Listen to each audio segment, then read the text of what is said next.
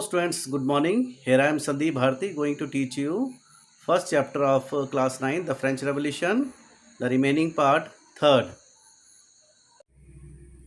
Next subtopic is the reign of terror, means the ruling period of time period of that terror, okay, which was introduced in France by Robespierre, Maximilien Robespierre, okay.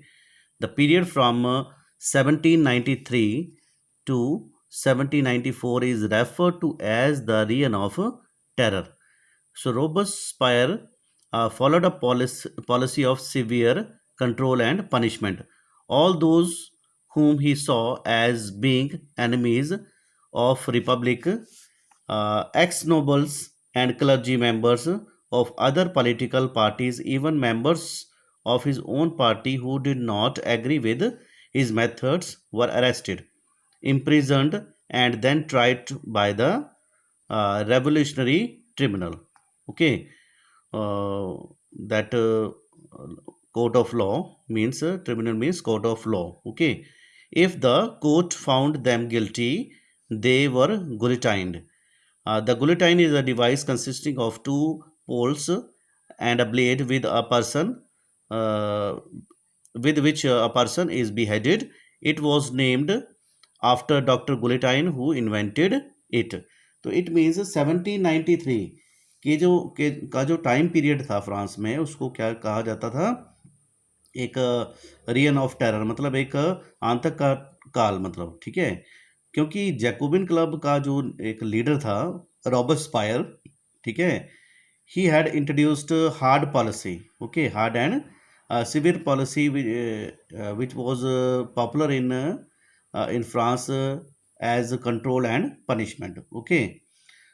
सो उसने जिसे भी Republic का दुश्मन समझा, मतलब अपनी party का जिसको भी एनिमी समझा उसने, ठीक है, चाहे वो एक्स नोबल्स थे, ठीक है, as it is written, ex noble थे, क्लर्जी थे, अदर पॉलिटिकल पार्टीज के मेंबर थे, तो जो लोग उसकी पार्टीज को डिसलाइक करते थे, राइट, तो उसने उनको अरेस्ट किया, इम्प्रिजन किया, और एक रेवोल्यूशनरी ट्रिब्यूनल, ट्रिब्यूनल क्या होता है? कोर्ट ऑफ लॉ होता है, ठीक है, मैं मुकदमा चलाया, ठीक है, एक केस चलाया, ठीक है, अगर मतलब कोर्ट उन्हें गिल्टी पाता था उस टाइम में, ठीक है, तो रॉबस्पायर जो था उसको क्विक डिसीजन लेना पड़ता था कि उनको गुलेटाइन कर दिया जाना चाहिए। तो गुलेटाइन क्या है? मतलब एक डिवाइस इंट्रोड्यूस की गई थी रॉबस्पायर ने, जिसमें क्या होता था, टू पोल्स थे, ठीक है, और बीच में एक नेक बेस था, ठीक है, और नेक बेस में जो था वो जो कल्प्रिट्स होते थे उनका गले, मतलब नेक को रखा जाता था, और ऊपर शार्पी ब्लेड होता था टू पोल्स के टॉप पे, और उसको वहाँ से रिलीज किया जाता था, ठीक है, to behead the culprit's head, okay. Then the next paragraph is the Robespierre government issued laws placing a maximum ceiling on the wages and prices. Meat and bread were rationed, okay. Peasants were forced to transport their grains to the cities and sell it at fixed prices fixed by the government. The use of more expensive white flour was forbidden. All cities were required to eat the pain deglite equality bread, a loaf made of wheat flour, whole wheat. Equality was also sought to be practiced through, through form of speech and address. Instead of traditional monsieur, sir, and madame, all French men and women were henceforth citoyen and citoyenne citizens. Churches were shut down and their buildings converted into barracks and offices. Means Robespierre की सरकार ने जो wages और prices की जो है वो ceiling कर दी, ठीक है, मतलब उनको एक किस्म का क्या कर दिया, उसको कंट्रोल में कर दिया, ठीक है। तो मीट और ब्रेड को जो है वो राशन कर दिया गया, ठीक है। तो पीजेंट्स को फोर्स किया गया कि जो वो ग्रेन्स का जो प्रोडक्शन करते हैं, ठीक है, उसे वो उसी प्राइस में बेचेंगे जो गवर्नमेंट ने डिसाइड किया हुआ है। तो फ्लोर का यूज़ बंद किया कर दिया गया। सिटीजन्स को ये ज़रूरी कर दिया गया कि क्लीन फ्लोर खाएं, यानी इक्वालिटी ब्लड खाने के लिए कहा गया था। और उसके बाद उनका जो कन्वर्जेशन था उसमें भी इक्वालिटी लाने की कोशिश की गई, ठीक है।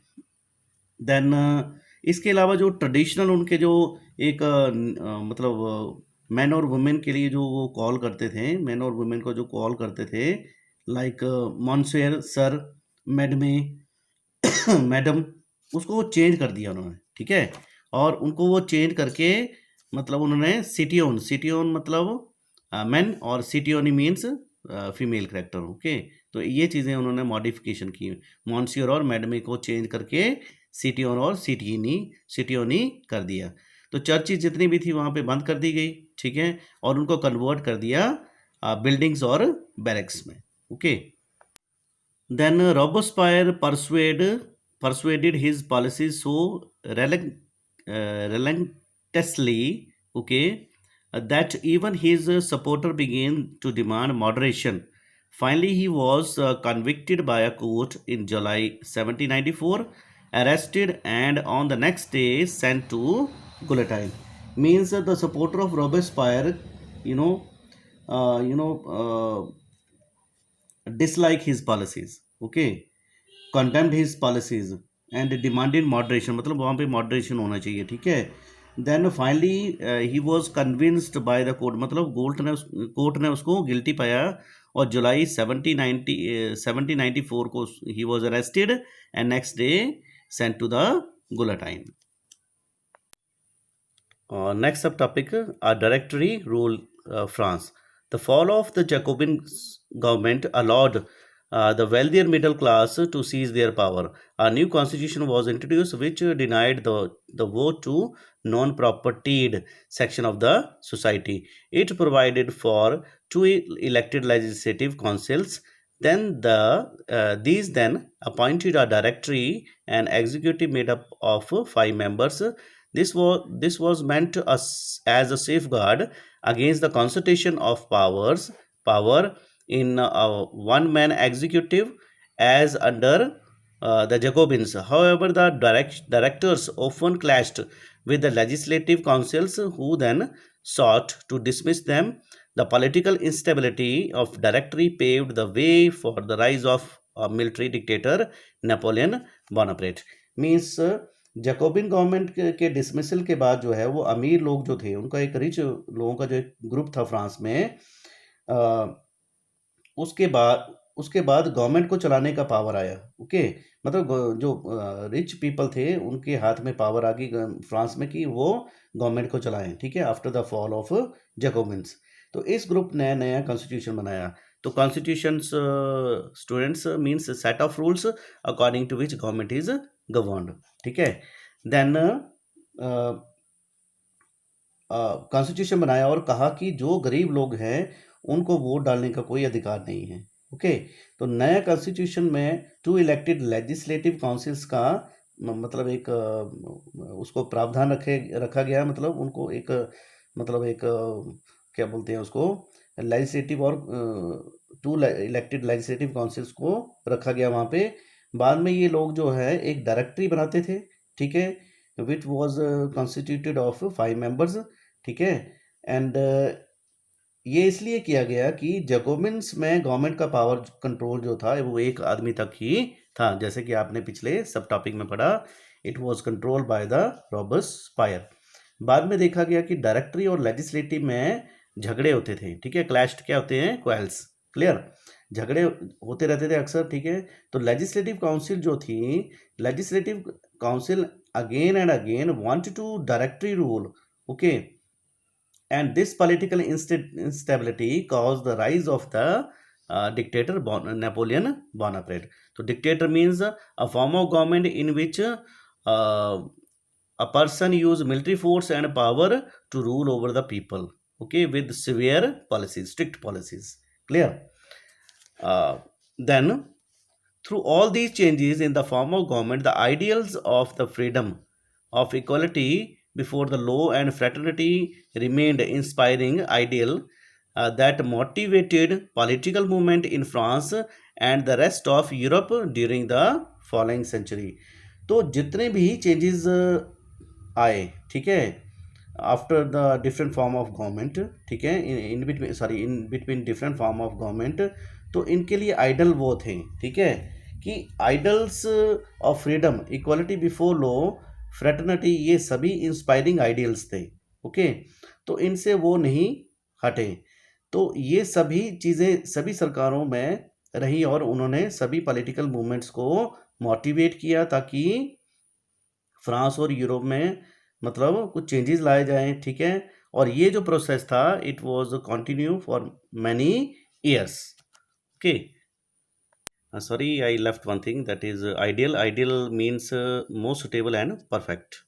Topic is did women have a revolution? क्या women के लिए क्रांति हुई थी फ्रांस में? Okay, let's start reading is uh, from the very beginning, women were active participants in the events which brought about so many important changes in French society. They hoped that their involvement would pressurize the revolutionary government to introduce measures to improve their lives. Most women of third estate had to work for a living. They worked as seamstress or laundress, sold flowers, fruits and vegetables at the market, or were employed as domestic servant in the house of prosperous people. Most women did not have access to education or job training.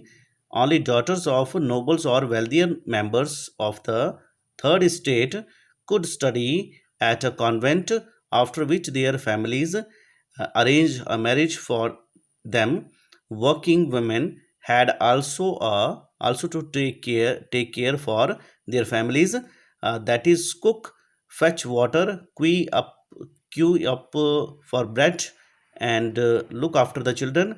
Their wages were lower than those of men.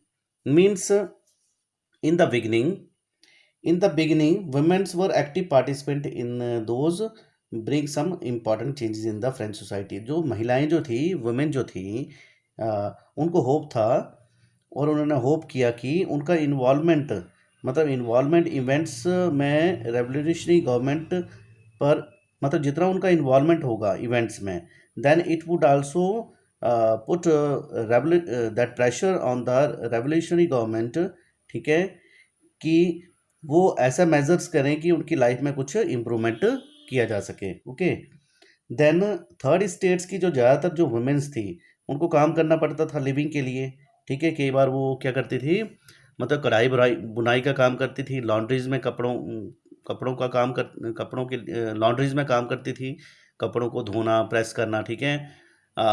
फूल बेचती थी, fruits बेचती थी, vegetable बेचती थी, ठीक है। Clear, मतलब इस तरह के वो काम करती थी। क्लियर, देन कहाँ पे, अमीर लोगों के घरों में, ठीक है।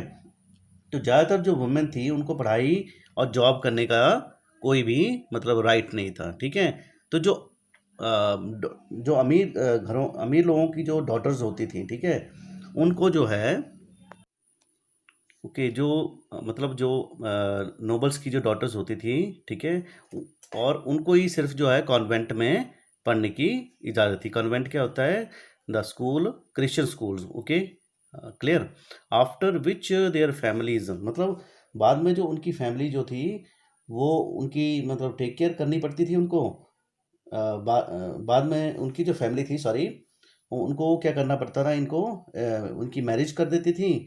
और जो वर्किंग वुमेन थी, उनको फैमिली के लिए काम करना पड़ता था, खाना बनाना पड़ता था, पानी लाना पड़ता था, लाइन में लगकर ब्रेड लाना पड़ता था, as it is given here, ठीक है।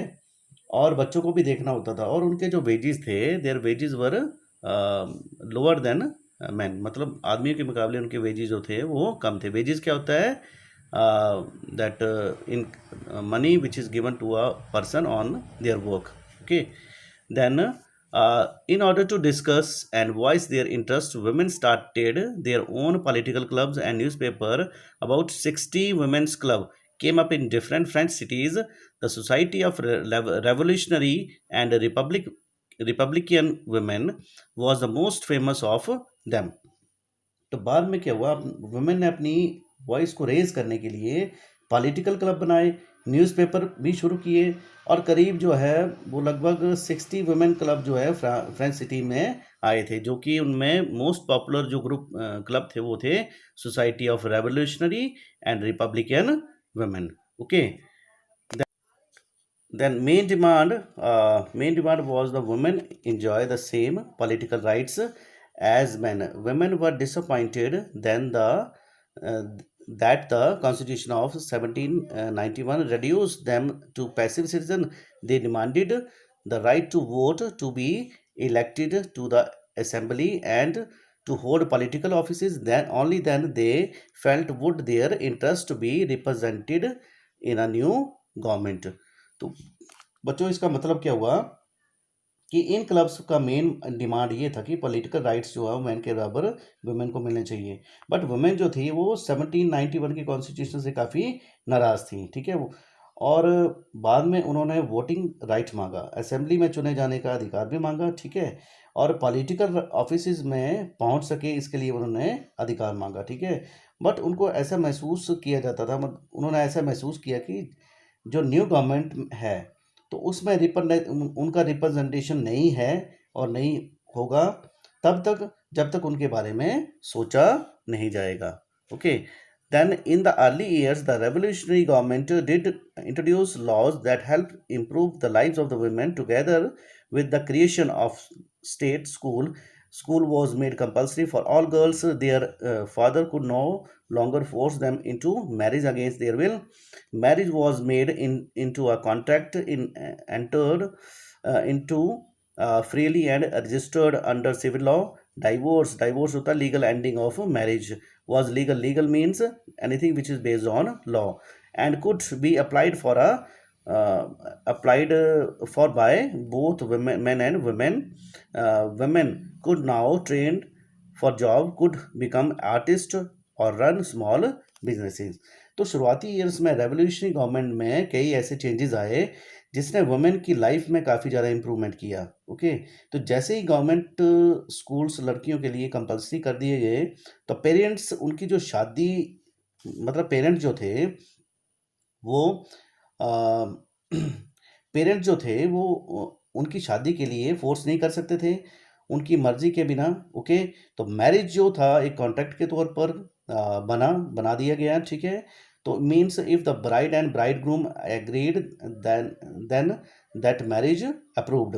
तो इसको सिविल लॉज में रखा गया और डाइवोर्स को लीगल बना दिया गया। और इसके बाद मेन और वुमेन जो है वो कोई भी इसको अप्लाई कर सकता था, ठीक है। वुमेन अब जो है ट्रेनिंग जॉब्स के लिए जा सकती थी और छोटे छोटे बिजनेसेस भी चला सकती थी as like man. Women struggle for equal political rights, however, continued. During the Reign of Terror, the new government issued laws ordering closure of women clubs and banning their political activities. Many prominent women were arrested and number of them executed. Executed होता है बच्चों put to death. Okay, तो then women's का संघर्ष चलता रहा equal rights के लिए, ठीक है।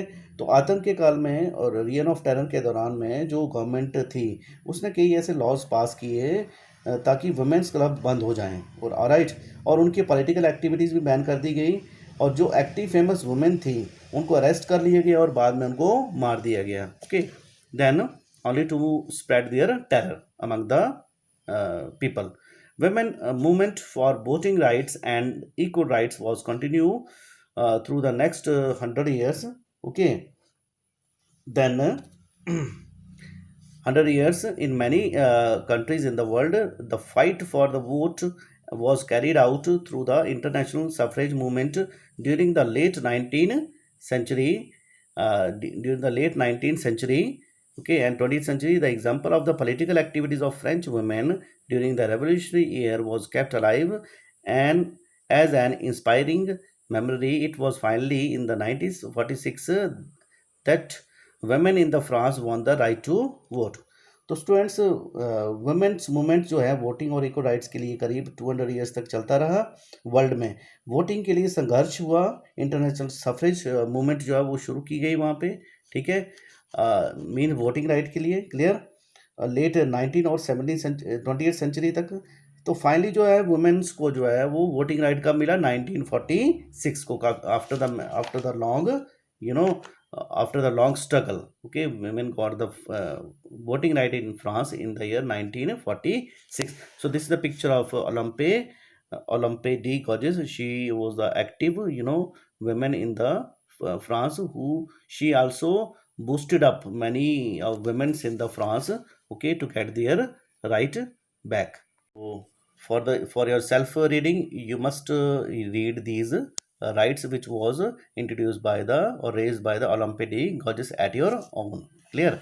Then this is a picture of the women. Okay, women's also struggling for their rights. Clear? In the France. Okay. So here is written women queuing up at a bakery for a मतलब एक bread को लेने के लिए उनको Q में लगना पड़ता था, ठीक है, और तब जाके उनको ब्रेड हासिल होती थी, मतलब after the long struggle. so you must read these short things which are most important.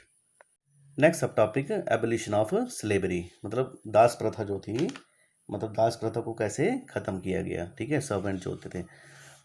One of the most revolutionary social reforms of the Jacobian regime was the abolition of slavery in French colonies. The colonies in the Caribbean, Martinique, Guadeloupe, okay, and Saint Domingo, okay, were important supplier of commodities. बेटा commodities होता है valuable things, such as tobacco, indigo, sugar, and coffee.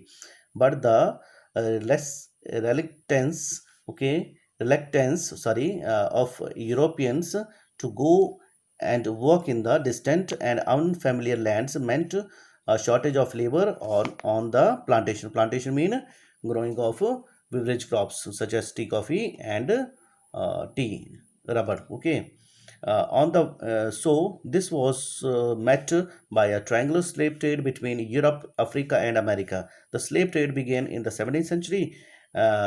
By the end, French merchant sailed from the port of Bordeaux, Nantes, to the African coast, where they bought slaves for the local chieftains, sorry, branded and shackled. The slaves were packed tightly into ships for the 3 months long voyages.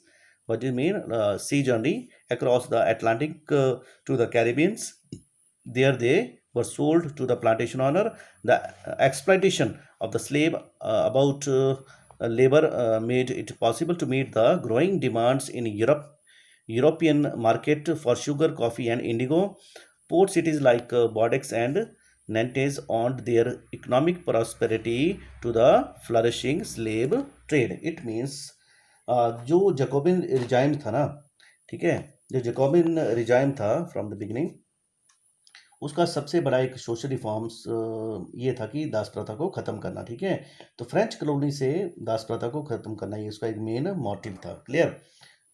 Sorry, जो Caribbean regions थी वहाँ जहाँ पे, ठीक है, like मार्टिक्वी, गोंडेलपो, ठीक है, and Saint Domingo, ये सभी important communities like tobacco, Indigo, sugar, coffee के सप्लायर थे, ऑलराइट। तो लेकिन जो यूरोपियन इतनी दूर थे, ठीक है, इतनी दूर की रीजन्स में थे यूरोपियन, क्लियर। तो वो इन मतलब रीजन्स में काम करना पसंद नहीं करते थे, ठीक है। यूरोप से कोई भी इन रीजन्स में नहीं जाता था। और जो फ्रांस के जो बिजनेसमैन थे उनके सामने एक परेशानी आई, ठीक है। फ्रांस के जो बिजनेसमैन थे उनके सामने एक परेशानी आई कि इस पर्टिकुलर प्रॉब्लम को कैसे सॉल्व किया जाए, ओके। देन वो अपना काम कैसे चला सकें, ठीक है, कहाँ से लेबर लेके आए, तो ये चीज़ें मतलब उनको परेशान करने लगी, ठीक है। तो इसी वजह से क्या हुआ, मतलब लेबर की जो शॉर्टेज थी वहाँ पे बढ़ती चली गई, मतलब शॉर्टेज बढ़ती चली गई वहाँ पे। तो बाद में बच्चों एक स्लेव ट्रेड, ट्रायंगुलर ट्रेड हुआ बिटवीन यूरोप, अफ्रीका और अमेरिका के बीच में, ठीक है। देन सॉरी, देन जो फ्रेंच मर्चेंट थे, ठीक है, वो वहाँ से निकलते थे। जो बॉर्डेक्स था, बॉर्डेक्स और नेंटे जो था, ये एक पोर्ट एरिया था, सी शोर एरिया था, जहाँ से जी शिप्स को लोडेड और अनलोडेड किया जाता था, ठीक है, और एक्सपोर्ट और इंपोर्ट के लिए यूज़ किया जाता था, ऑलराइट। तो अफ्रीकन कोस्ट तक तो वहाँ पे मतलब वो क्या होता था, अफ्रीकन कोस्ट तक वो चीज़ें वहाँ से वो क्या करते थे, एक्सपोर्ट करते थे, ठीक है, और वहाँ से वो स्लेव्स को क्या करते थे, खरीदते थे, आई मीन टू से, ठीक है, और लोकल लीडर्स हुआ करते थे वहाँ से, उनसे वो स्लेव को खरीदते थे और उनका ब्रांडिंग ब्रांडिंग करते थे वहाँ पे, ठीक है, as it is written here, उनका ब्रांडिंग करते थे, मतलब उनको छांटते थे कि कौन सा अच्छा है, ठीक है, क्लियर। देन ब्रांडिंग करके मतलब उनको क्या करते थे, शिप्स में टाइटली पैक करके कई महीनों तक एक लंबी समुद्री यात्रा में भेज देते थे, ठीक है, तो कैरिबियन रीजन्स के थ्रू, ओके, क्लियर। देन भेज देते थे और उनके उनको मतलब कैरिबियन रीजन्स भेज देते थे और उन्हें वहाँ पे भेज देते थे। तो प्लांटेशन ऑनर के लिए प्लांटेशन ऑनर जो थे उनको ये जो था प्रोसेस, मतलब जो प्लांटेशन ऑनर जो थे, तो this was the process into which slaves worked for the plantation crops in European America, okay, to meet their production needs, मतलब वो जो प्रोडक्शन की जो नीड होती थी, ठीक है, प्लांटेशन के लिए, प्लांटेशन ऑनर के लिए, उनको पूरा करने के लिए स्लेव्स को वहाँ पे पहुँचाया जाता था, ठीक है।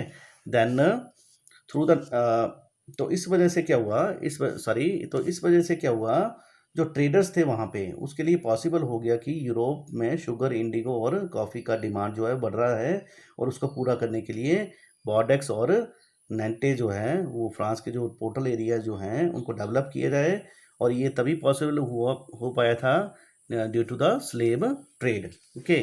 Then next one is throughout the 18th century, there was a little criticism of slavery in France. Clear. The National Assembly held long debates. Debate mean beta discussion. Debate hota hai discussion. Clear. About whether the rights of men should be extended to all French subjects, including those in the colonies, but it did not pass any laws, fearing opposition from businessmen whose income depend on the slave trade. It was finally convention, okay, which in uh, which in 1794 legislated to all to free all slaves. Short-term measures. 10 years later, Napoleon reintroduced slavery.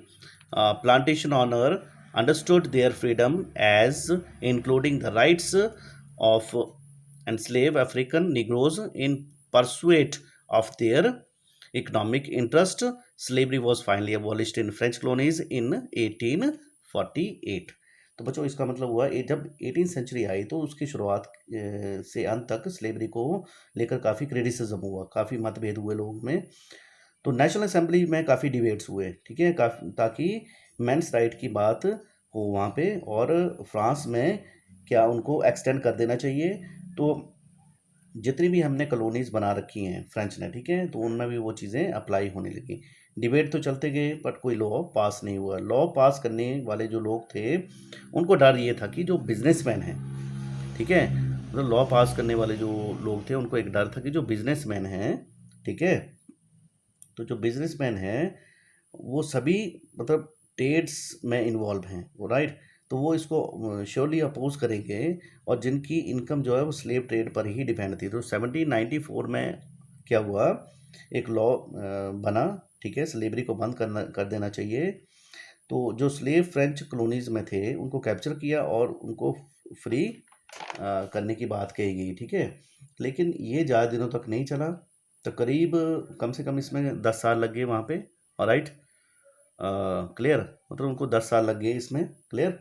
तो 10 साल के बाद क्या आया, Napoleon का rule आया वहाँ पे, ठीक है, एक डिक्टेटर का रूल आया, उसने फिर से स्लेवरी को इम्प्लीमेंट कर दिया, और जो प्लांटेशन ऑनर थे उनको समझाया कि फ्रीडम मतलब उनको जो फ्रीडम है, जो अफ्रीकन निग्रोज हैं तो वो इकोनॉमिक इंटरेस्ट के लिए स्लेव बना सकते हैं, और स्लेवरी को फाइनली ख़त्म किया गया फ्रेंच कॉलोनी से कब, 1848। So look at the picture of the slaves, okay, so they were very, very much tortured by that plantation owner. You must read this wording emancipation of laws.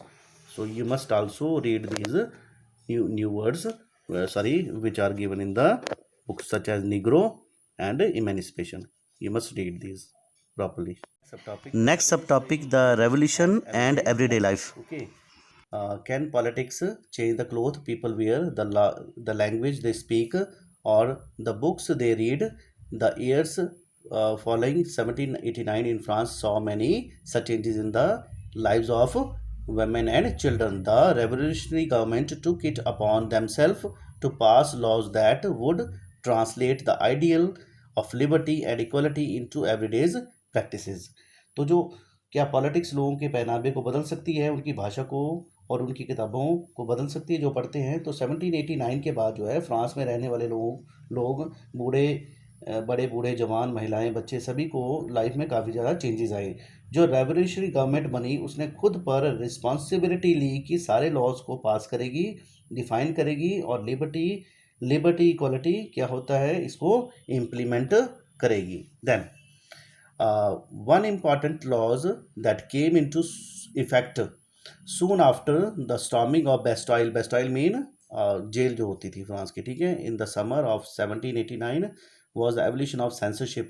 Censorship क्या होता है? मतलब news को काट छांट कर क्या करना, मतलब इम्प्लीमेंट करना। तो ये सेंसरशिप जो था ये कंट्रोल में था गवर्नमेंट के, कि गवर्नमेंट के बिना परमिशन के कोई भी न्यूज़ जो है वो पास नहीं हो सकती है, ठीक है।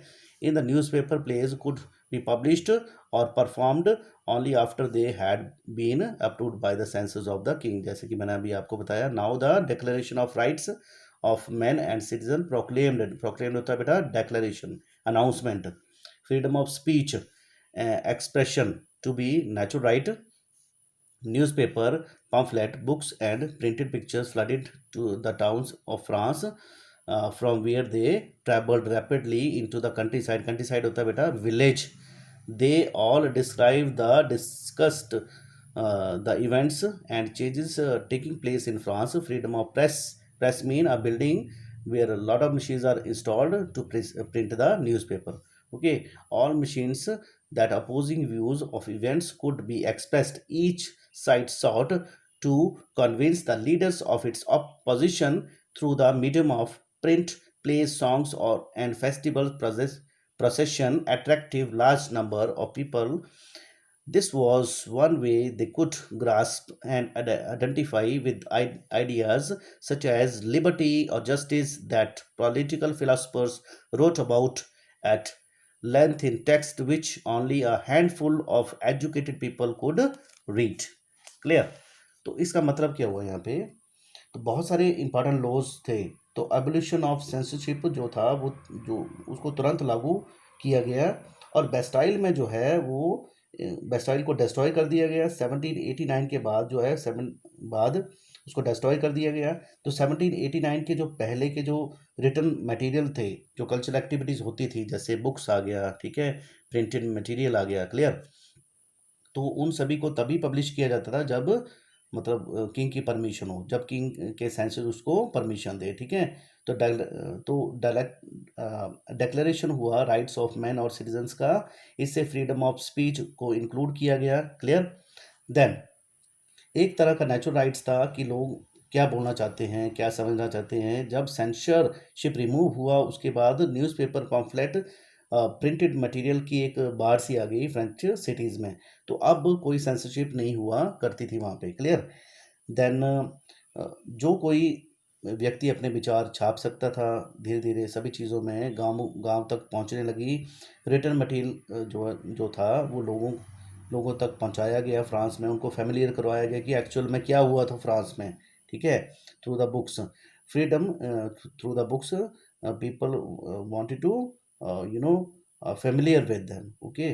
फ्रीडम ऑफ प्रेस, मतलब एक फ्रीडम ऑफ प्रेस की एक अच्छी बात ये थी कि सरकार क्या सही कर रही है क्या गलत कर रही है वो वो उसको क्या करते थे, शो करते थे वहाँ पे, ठीक है।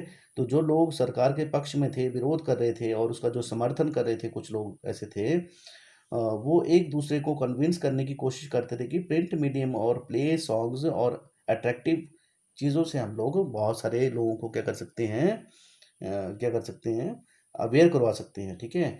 तो जो कॉन्स्टिट्यूशन बनाया गया वहाँ पे, जो कॉन्स्टिट्यूशन वहाँ पे बनाया गया उसमें जो चीज़ें जो लिखी जाती थी लोगों द्वारा, उसको अनपढ़ लोगों तक पहुँचाने की कोशिश की गई ताकि वो उसको पढ़ सके, लिख सके, पढ़ सके और समझ सकें, okay. Then this the picture of the patriotic fat reducing press in which they could also try to remove the fat from the fatty person. Okay, funny thing was there in the France. Clear? Now, this is the conclusion of this chapter. In 1804, Napoleon Bonaparte crowned himself as Emperor of France. He set out to conquer neighboring European countries, disposing dynasties and creating kingdoms where he placed members of his family. Napoleon saw his role as a modernizer of Europe. He introduced many such laws such as protection of private property and uniform system of weight and measures provided by the decimal system. Initially, many saw Napoleon as a liberator who building would bring freedom for the people, but soon the Napoleonic army came to be viewed everywhere as an invading force. He was finally defeated at the Waterloo in 1815. Many of his measures that carried the revolutionary ideas of liberty and modern laws to other parts of Europe had an impact on the people long after Napoleon had left. Okay, तो इसका मतलब क्या हुआ बच्चों कि 1804 में Napoleon जो है वो डिक्लेयर हुआ डिक्टेटर के रूप में फ्रांस में, और वो निकल पड़े किंगडम्स, नई किंगडम्स को जीतने के लिए, कैप्चर करने के लिए, और अपने परिवार के जो लोग थे उनको एक राजा के रूप में फ्रांस के थ्रोन पे बिठा दिया गया, उनको बिठाया उन्होंने. नेपोलियन अपने आप को फ्रांस का मॉडर्नाइजर समझते थे. वो समझते थे कि मैं यहाँ पे मॉडर्न टेक्निक्स को लेके आऊँगा. कई बार उन्होंने लॉज पास किए, जैसे private of protection of private property, कैसे उसको कंजर्व करना है, ठीक है, उसको हड़प नहीं सकते हैं आप, उसको स्नैच नहीं कर सकते हैं, ठीक है. नेपोलियन ने यूनिफॉर्म सिस्टम रखा, एक जैसा सिस्टम रखा कि लेंथ वेट इम्प्लीमेंट किया उन रीजन में जिनको उसने जीता था, कि एक जैसा सिस्टम होना चाहिए. देन जो रीजन्स नेपोलियन ने जीती थी वहाँ के लोग ये मानते थे कि वो एक हीरो है और उन्हें आज़ादी दिलवा, एक दिन उनको आज़ादी दिलवाएगा. जल्द ही नेपोलियन की आर्मी जो थी एक इन्वेडर के रूप में लोगों के सामने नजर आई, ठीक है. देन अब उसके बाद क्या हुआ, after that he was defeated in the battle of Waterloo in the 1815 years. He also brought new measures such as modern laws, ideas of liberty to the common people of Europe. Beside his violent attitude, and after that people realize his ideas after him. मतलब उसके जो अच्छे जो विचार थे उनको वो भी उन लोगों ने उनको अप्रिशिएट किया, बट जो उसके बुरे विचार थे उसकी वजह से उसको क्या किया, मतलब उसको एक बुरा इंसान भी ठहराया, और उसकी जो अच्छी बातें थी उनको काफ़ी टाइम तक याद रखा, ठीक है. Then the ideas of liberty and democratic rights were most important. Legacy होता है property of the French Revolution. This spread from all French to the rest of Europe during the 19th centuries. Clear. तो French revolution की सबसे बड़ी बात ये थी कि idea of liberty, democratic rights, ये सभी इंपॉर्टेंट चीज़ें थी जो रेवोल्यूशन द्वारा इंट्रोड्यूस की गई, पूरे वर्ल्ड में सामने आई, और ये आइडियाज़ फ्रांस से दूसरे यूरोप में फैल गया 19th सेंचुरी में, ठीक है. Then when the feudal system, feudal system क्या होता है, it was a system in which king granted land to the landlords, and landlords okay provided that military support to the king during the war.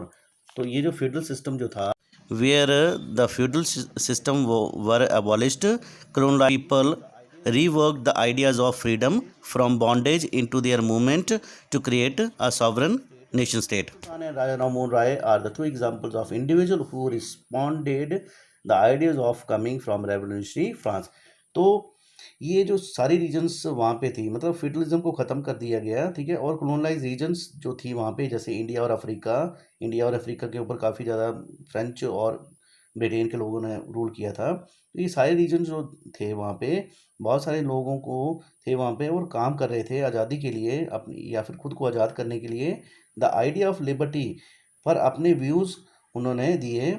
और तो इसमें आप टीपू सुल्तान और राजा राममोहन राय का एक नाम ले सकते हैं, ठीक है, कि इन्होंने क्या किया, उन आइडियाज़ के ऊपर रिस्पॉन्ड किया जो फ्रांस से आ रहे थे. Now this is end of the topic, first topic, the French revolution, and I also attach exercise question just after the end of this video. So you must read all the exercise question and solve them beautifully in the points in the fair notebook. Thank you very much.